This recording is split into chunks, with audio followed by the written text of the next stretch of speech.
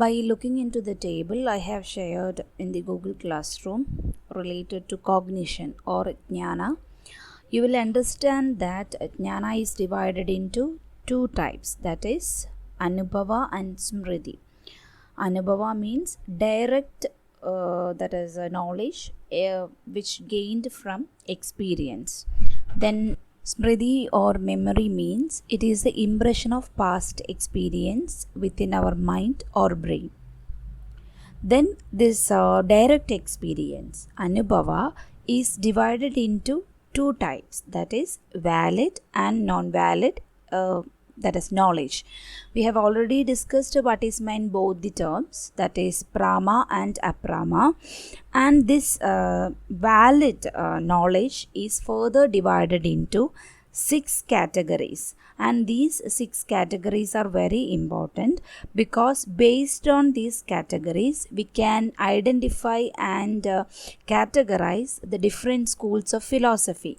That means the different schools of philosophy adopted or based their ideology or their philosophical ideology on these 6 concepts, and it is we can say that all of them adopted all the 6 ideas, but they all of them adopted one or two, or some of them adopted 6 of them in order to convey their ideas through their teachings. So the 6 ideas, first one being perception, that is pratyaksha; inference, that is anumana; comparison, that means upamana; testimony, that means shabda; presumption, that means arthapadi; non-cognition, that means anulabdhi, are the 6 categories come under valid knowledge. And under non-valid or aprama, we have got 3 categories, that is doubt, that means samshaya; error, vipariyaya; then third one being hypothetical argument, that means tarka. So when we look into the both the terms, that is valid and non-valid knowledge, these categories got subdivisions.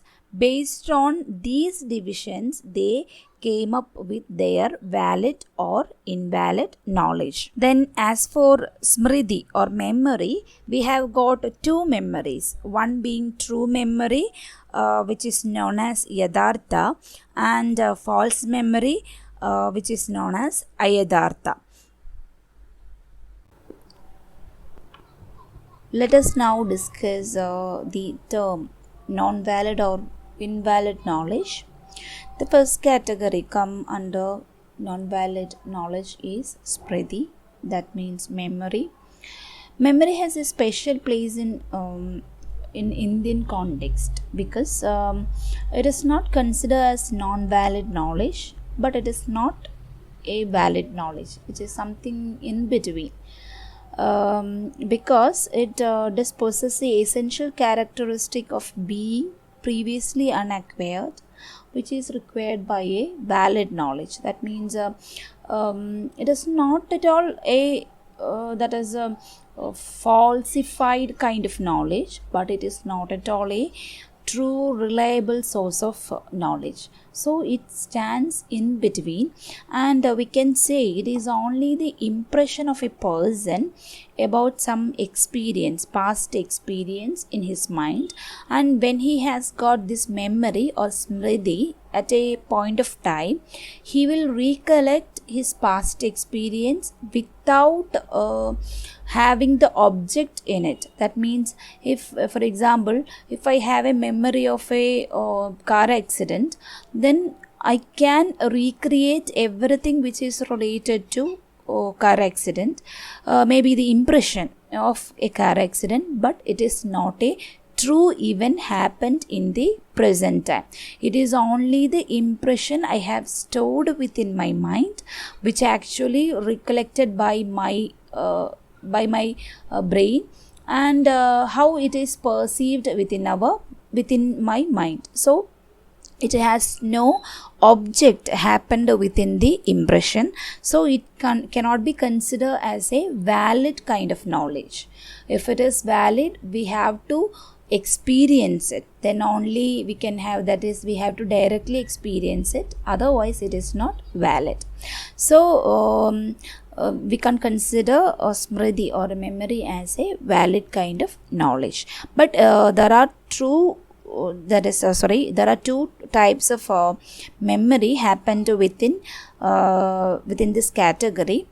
That is, first one being true memory, which is known as yadartha. Second one being a false memory, a yadartha. How and why it is known as a true memory is that it represents the real nature of the objects remembered. That means I can recollect the each and every details of the impression or the object I have perceived in the earlier days.